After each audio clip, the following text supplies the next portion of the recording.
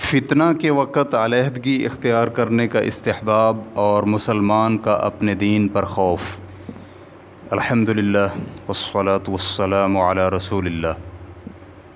میں نے مندرجہ ذیل حدیث پڑھی ہے جسے بخاری رحمہ اللہ نے نقل کیا ہے، لیکن میں اس کا معنی نہیں سمجھ سکا۔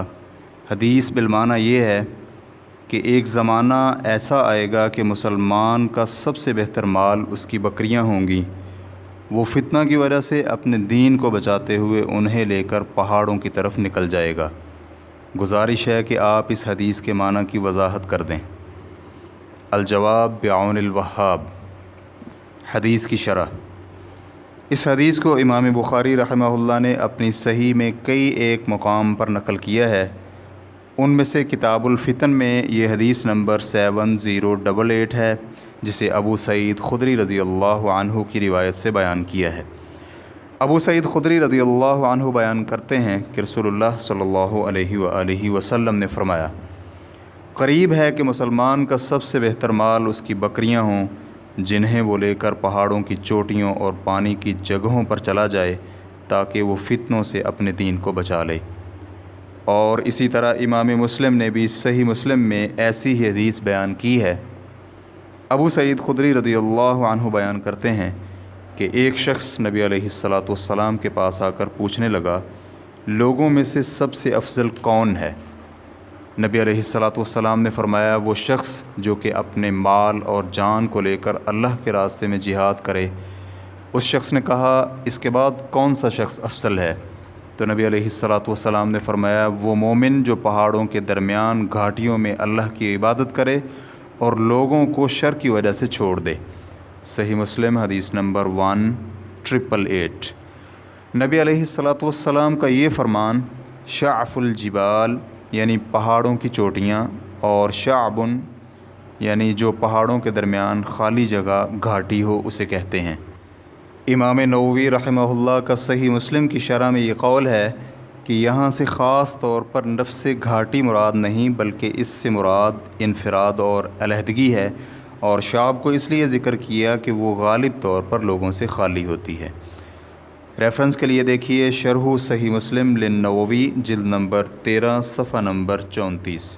تو یہ حدیث فتنوں کی کثرت کی بنا پر اپنے دین پر ڈرتے ہوئے اس سے بچنے کے لیے لوگوں سے علیحدگی اختیار کرنے اور ان کے ساتھ میل جول نہ رکھنے کی فضیلت پر دلالت کرتی ہے، اس لیے کہ اگر اس نے لوگوں سے میل جول رکھا تو اپنے دین پر قائم نہیں رہ سکتا، وہ ان فتنوں کے سبب مرتد ہو جائے گا یا پھر حق سے ہٹ جائے گا، یا شرک میں پڑ جائے گا، اور یا پھر اس کے ارکان اور بنیادی اشیاء ترک کر دے گا۔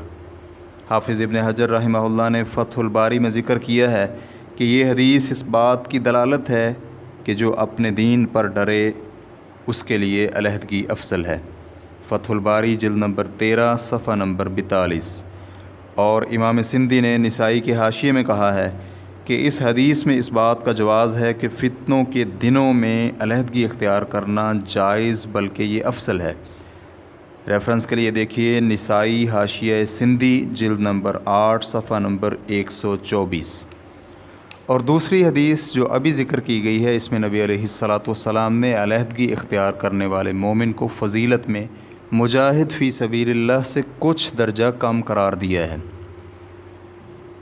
حافظ ابن حجر رحمہ اللہ نے فتح الباری میں لکھا ہے کہ علیحدگی اختیار کرنے والا مومن اس لیے پیچھے ہے کیونکہ وہ جو لوگوں کے ساتھ میل جول رکھتا ہے وہ گناہوں کے ارتکاب سے نہیں بچ سکتا، اور ہو سکتا ہے کہ یہ گناہ اس کی ان نیکیوں سے زیادہ ہو جائیں جو کہ اسے لوگوں کے میل جول کی وجہ سے حاصل ہوں۔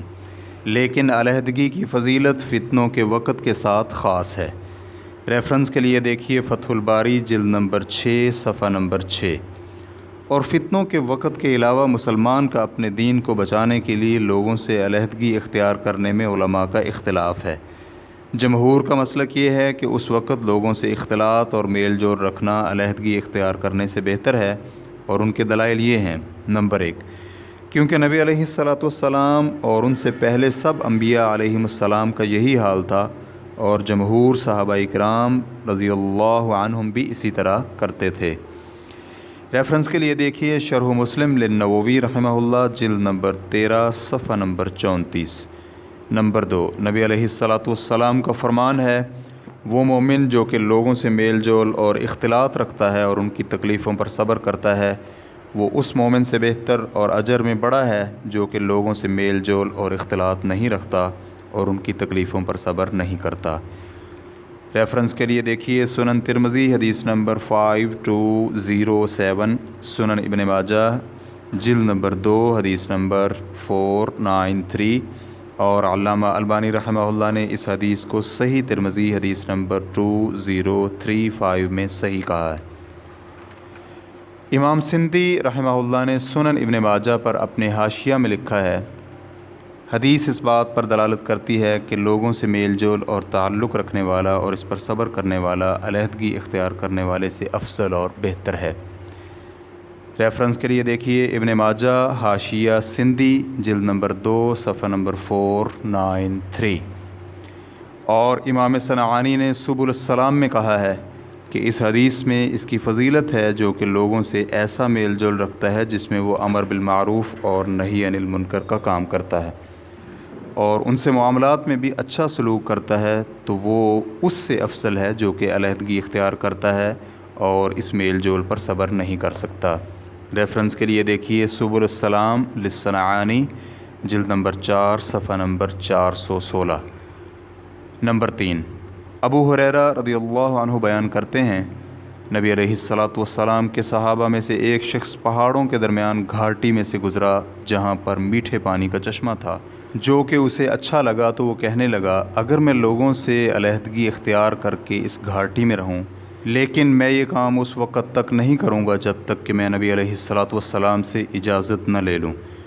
تو اس نے اس بات کا نبی علیہ الصلاۃ والسلام سے ذکر کیا تو نبی علیہ السلام نے فرمایا، ایسا نہ کرو کیونکہ تمہارا اللہ کے راستے میں رہنا اس کے گھر میں نماز پڑھنے سے 70 برس بہتر اور افضل ہے۔ کیا تم یہ بات پسند نہیں کرتے کہ اللہ تعالیٰ تمہیں بخش دے اور تمہیں جنت میں داخل کر دے؟ اللہ رب العزت کے راستے میں جہاد کرو، جس نے اللہ کے راستے میں اونٹنی کے دودھ دھونے کے درمیانی وقفے کے برابر بھی قتال و جہاد کیا، اس کے لیے جنت واجب ہو گئی۔ ریفرنس کے لیے دیکھیے سنن ترمذی حدیث نمبر 1574، اور علامہ البانی رحمہ اللہ نے صحیح ترمذی حدیث نمبر 1348 میں اسے حسن قرار دیا ہے۔ نمبر 4، مسلمان کا لوگوں سے میل جول کی وجہ سے شرعی مصلحتیں حاصل ہوتی ہیں جو کہ بہت نفع بخش ہیں، مثلا اسلامی شعار کا قیام، مسلمانوں کی تعداد میں اضافہ، انہیں خیر و بھلائی پہنچانا، ان کا تعاون و مدد کرنا وغیرہ، جمعہ اور نماز جمعہ میں حاضر ہونا، ذکر و اذکار اور وعظ و نصیحت کی مجالس میں حاضری اور بیمار کی تیمارداری کرنا وغیرہ۔ ریفرنس کے لیے دیکھیے فتح الباری جلد نمبر 13 صفحہ نمبر 43، اور شرح مسلم للنووی جلد نمبر 13 صفحہ نمبر 34۔ اللہ رب العزت ہی توفیق بخشنے والا ہے، اور اللہ تعالی ہمارے نبی محمد صلی اللہ علیہ وآلہ وسلم اور ان کی آل اور صحابہ اکرام رضی اللہ عنہم پر رحمت نازل فرمائے، آمین، واللہ تعالی اعلم۔ اسلام کیو اے ریکارڈنگز، مؤسسۃ الشیخ محمد صالح المنجد، المملکۃ العربیۃ السعودیہ، فتویٰ نمبر 13835۔ والسلام علیکم ورحمۃ اللہ وبرکاتہ۔